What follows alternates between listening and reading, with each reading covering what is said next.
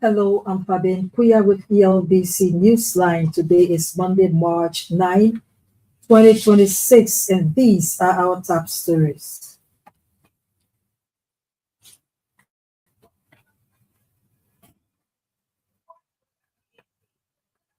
Commerce Ministry shuts down multiple businesses for overpricing and distribution of expired frozen powders.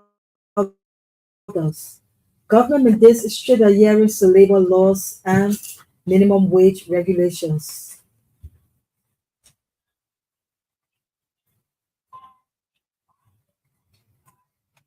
Liberia Anti-Corruption Commission sets record straight on its clearance issuance process and away from whom at least 42 people killed in days of floods across Kenya, the government confirms. These stories and much more, including sports or weather update. The news in simple English and French. But first, the news bulletin with Chris Tao. The Commerce Ministry has shut down several businesses for selling above the national stipulated price and for expired frozen food. Commerce Minister Magdalene Dagote led the inspection team from Central Monrovia to the commercial hub of Red Light. At the Raleigh Town Market in Central Monrovia, the Commerce Minister shut down several businesses was selling rice more than $14 stipulated price. In red light, cold storage buildings and other businesses were shut down for selling rotten and expired items. Speaking to ELBC, Minister Dagosa maintained that the price of rice remains unchanged and no one is allowed to inflate the price of the commodity.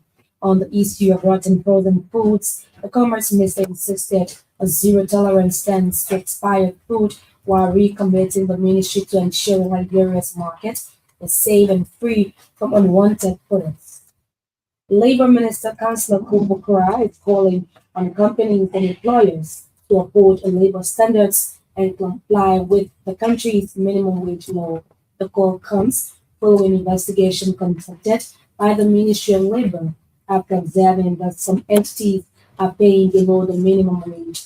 At an honoring program in Congo Town during the weekend, Minister Kura reminded private sector workers to uphold the minimum wage set by the government and ensure a decent working environment. Minister Kura said he has observed that some security agencies are paying workers between 75 to 80 United States dollars monthly. Such act, he said, is unacceptable.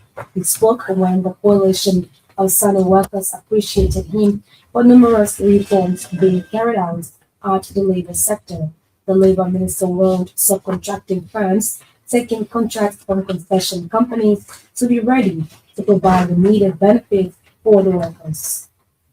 The Liberia Anti-Corruption Commission has clarified issuance of clearance to individuals following thorough investigations for alleged acts of corruption. LACC Executive Chairperson Councillor Alexandra Zoe said the issuance of clearance is a standard administrative practice undertaken by LACC following the conclusion of investigation when no evidence is found to establish any wrongdoing. Councillor Zoe said, in keeping with the principles of fairness, transparency, and due process, the Commission formally communicates the outcome of such investigations to the individual concerned. She noted that the recent clearances were granted to a number of individuals, both former and current officials of government, who were investigated and findings did not warrant prosecution or further action. The LCC chairperson added that the mischaracterization that the issuance of clearances is intended to benefit a single individual is inaccurate and does not reflect the facts surrounding the Commission's actions. At the same time, the LFTC says clearance recently issued to Margilly County Senator Nathaniel McGill does not suggest that there was no payroll pardon at the Ministry of State and Presidential Affairs under his leadership. LCC Chairperson Councillor Alexandra Zoe admitted that there was payroll pardon of 731 individuals, but there is no documentary evidence linking the former minister directly to authorizing the payment of anyone on such payroll. Speaking at a press conference Monday in Congo Town, Osnozo said. The LCC investigation established that senior government officials, including Deputy Minister of Administration, Comptroller, Human Resource Personnel, signed documents authorizing the payroll of the 731 individuals. The LCC called on the public to make available any documentary evidence linking Senator Nathaniel McGill to authorizing the payment of the 731 individuals in the payroll pardon case. The Liberia Anti-Corruption Commission, however, clarified that the clearance issued to Senator McGill is not in connection with his recent sanction by the United States of America. UN Women's Secretary General Sima Bahous has called on world leaders to work collectively in ensuring women and girls have equal access to justice. Madam Bahous said when women and girls are denied justice, the damage goes beyond civil case and impacts the fabric of the society and good governance.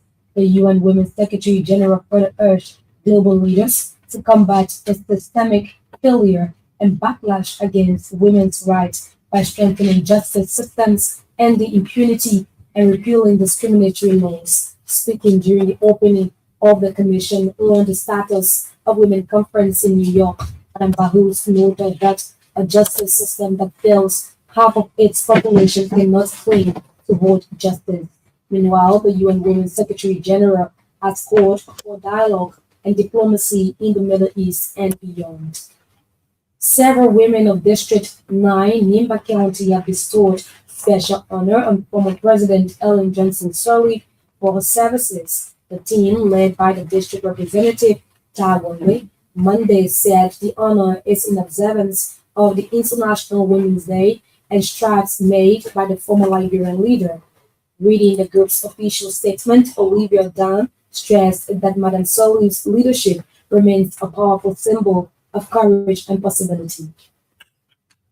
Also making remarks, Representative Wengbe thanked Madam Sirleaf for setting the stage for millions of Liberian women who are now making valuable contributions to the nation. She highlighted ongoing efforts by his office to provide empowerment for several women in the district.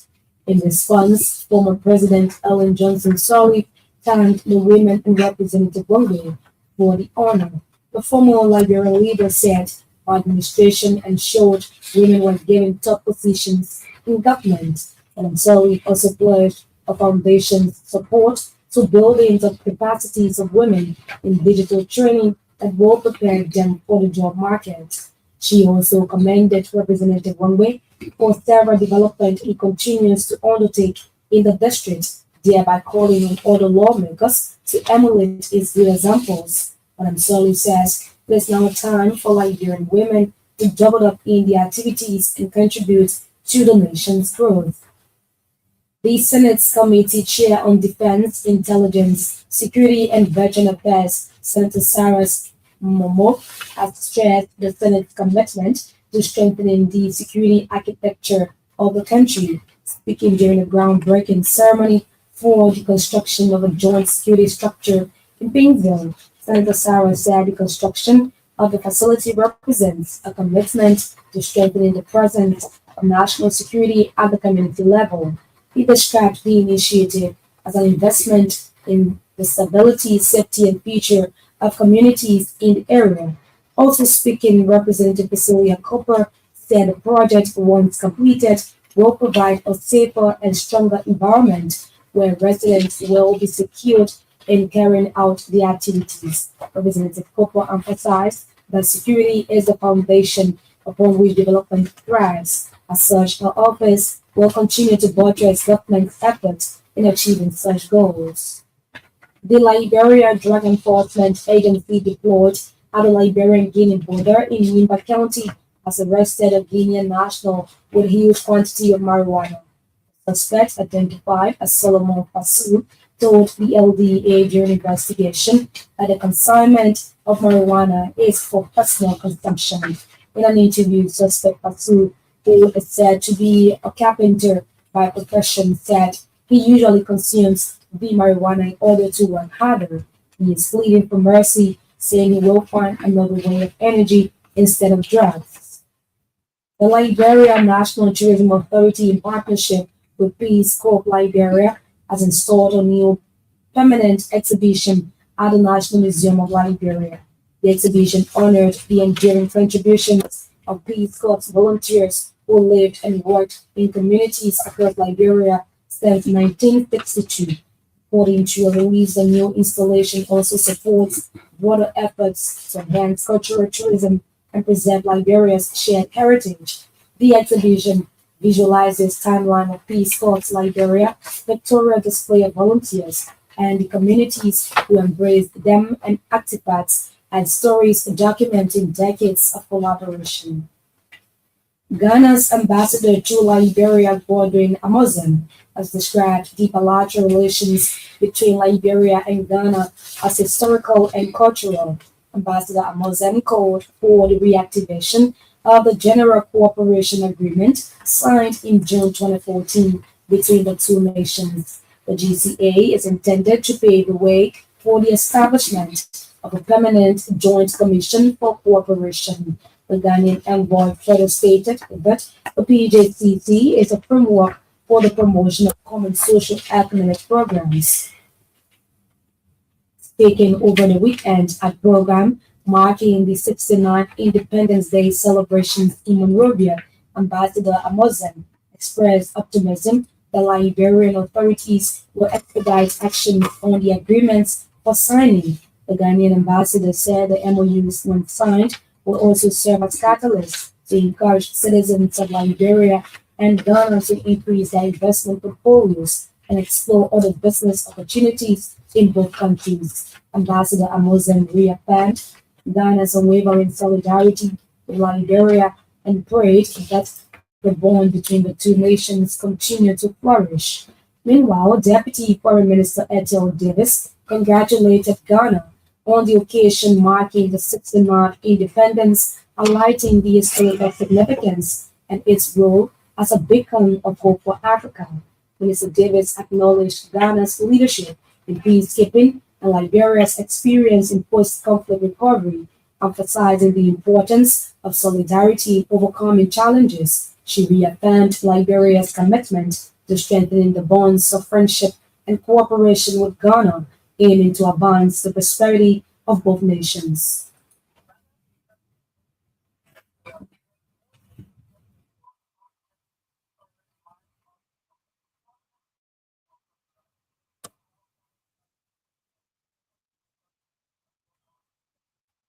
The Deputy Foreign Minister said Liberia looks forward to opportunities to deepen collaboration in areas that will benefit both countries and contribute to the revitalization of Africa.